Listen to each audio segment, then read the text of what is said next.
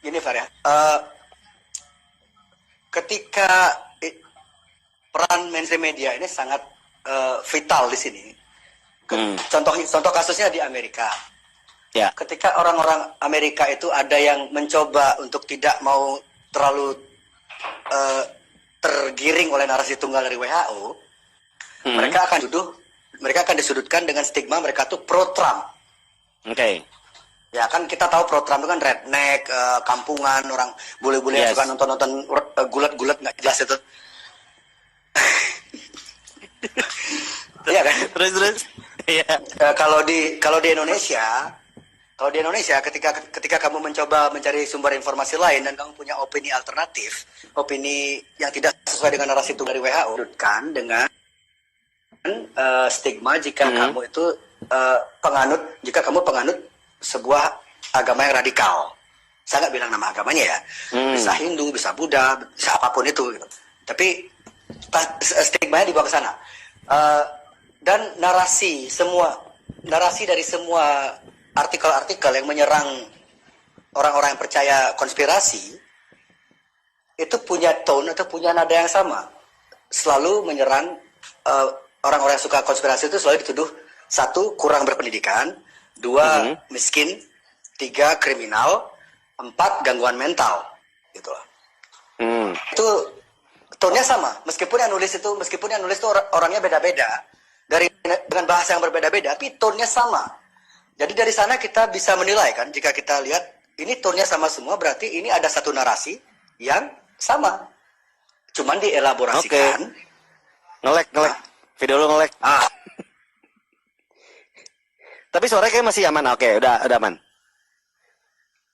Ya. Suara lu nggak ada, Bli. Suara lu nggak ada. Bilang suaranya nggak ada gitu. WhatsApp.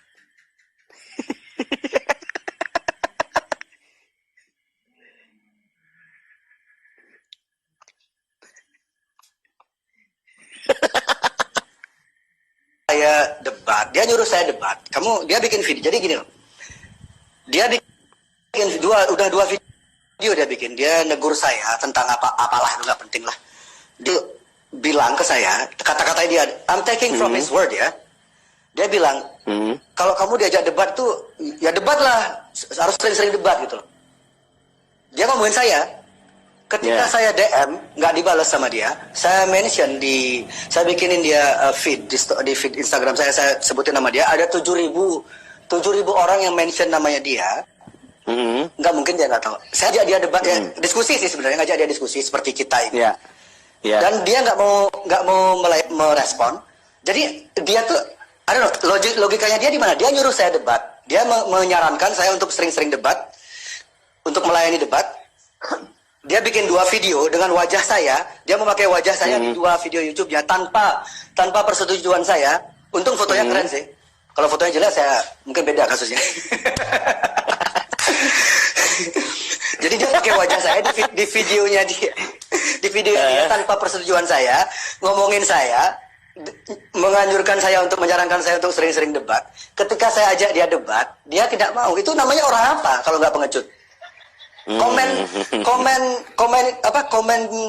Kolom komentar di YouTube-nya dia matikan. Oke. Nama berikutnya Deddy Corbuzier. Jorogannya Indonesia. Karena mirip mukanya gitu atau gimana? Bela diri,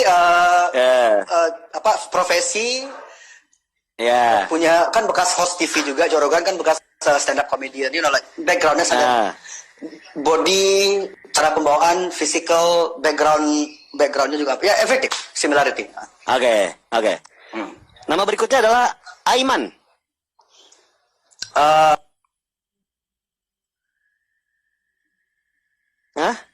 Ya, mati lagi.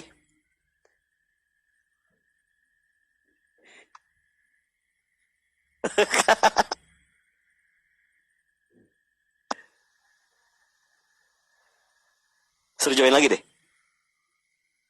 Ya, mati lagi. Hilang mulu. Wah, ya tinggal nunggu jering. Oke. Kita nunggu Jering lagi di sini. Nah, sip.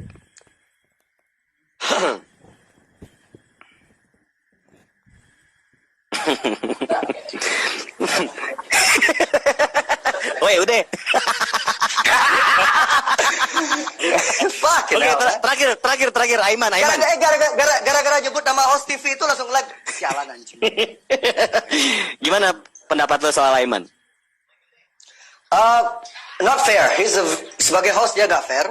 Dia selalu memotong ketika saya bicara selalu dipotong dan dia nggak netral. You know, he's not doing his job.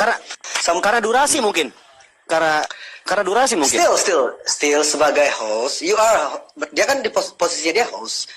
Dia tuh bukan lawan argumen saya, lawan debat saya gitu.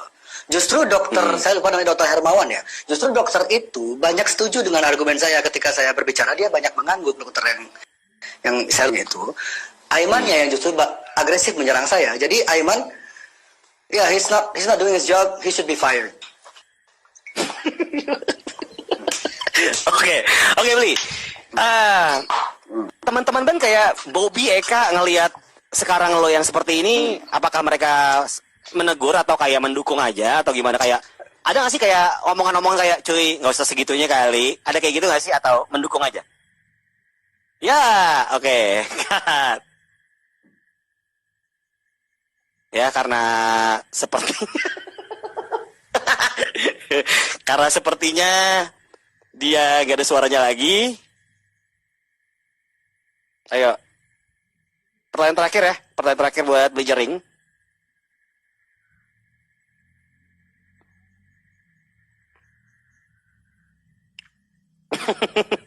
Kita menunggu Jering Ari Astina untuk ya kok nggak bisa dipencet sih gue. Ya, Jering belum request lagi. WhatsApp itu ya. Minta request. Wah ini udah 1,5 jam di sini.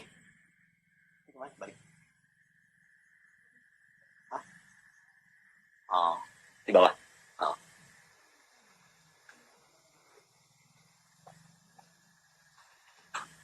Coba, Jering udah, oke.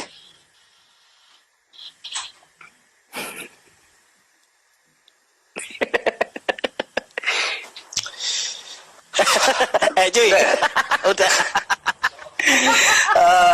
Bobby tadi Bobby Eka. Yeah. Bobby Eka. Ya, mereka mengikuti dan mereka setuju, cuman mereka tidak berani terlalu jauh karena kan tiap orang punya prioritas beda-beda kan.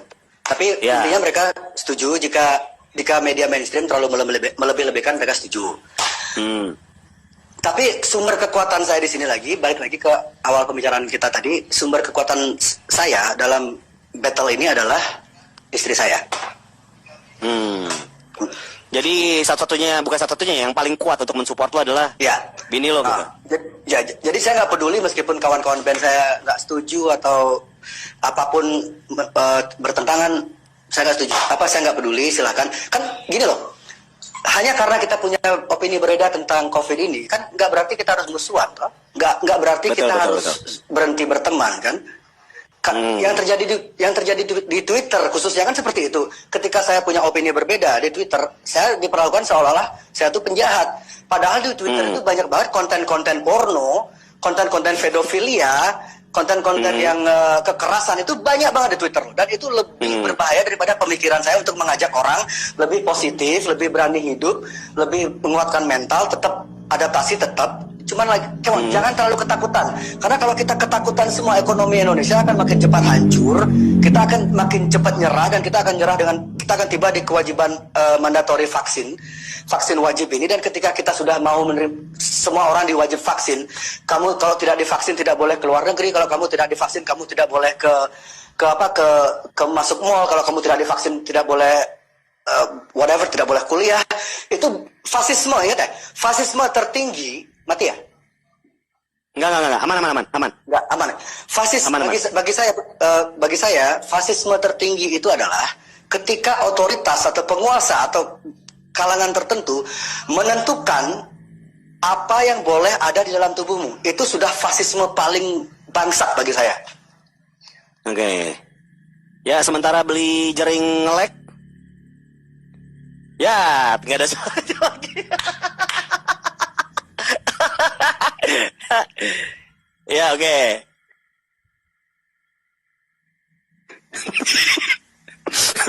Nge-lag cuy.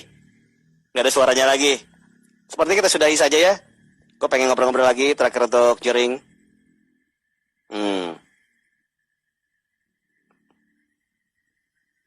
Coba kita lock it dulu. Belum di accept. Belum di accept, belum di request. Kok nggak bisa di... Kok ada Dani Cagur? Beli tower dong, beli. Bener kata Dani Cagur tuh, bikin tower di atas. Nah, oke.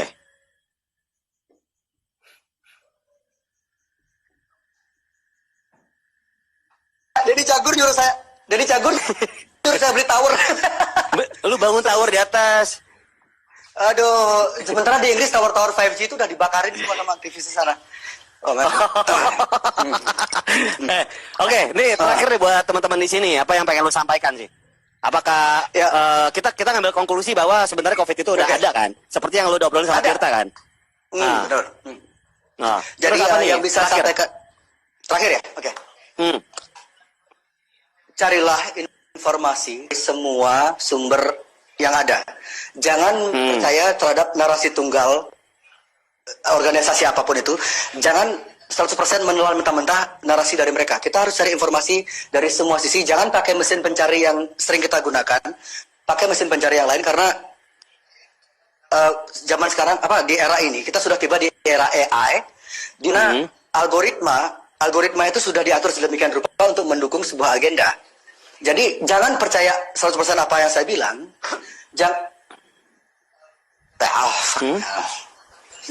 Macet ya. Oke, enggak, suaranya masih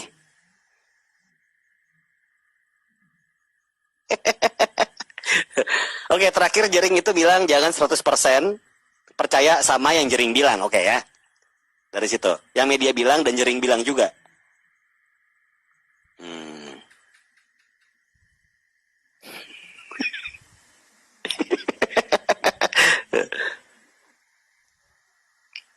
Tadi gue denger gitu kan sih, jangan 100% yang dia bilang, percaya sama yang dia bilang, iya gak sih?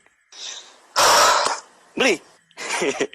tadi lu bilang jangan 100% percaya sama media bilang. Langsung ya? Iya. Iya, jangan 100% percaya dengan apa yang saya bilang, jangan 100% percaya dengan apa yang media bilang, jangan 100% percaya dengan apa yang Gofar bilang juga.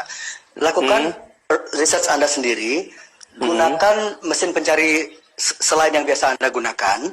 Carilah informasi, kan ini ada beberapa nama vital yang terlibat di sini ya. Yang terlibat di scam ini.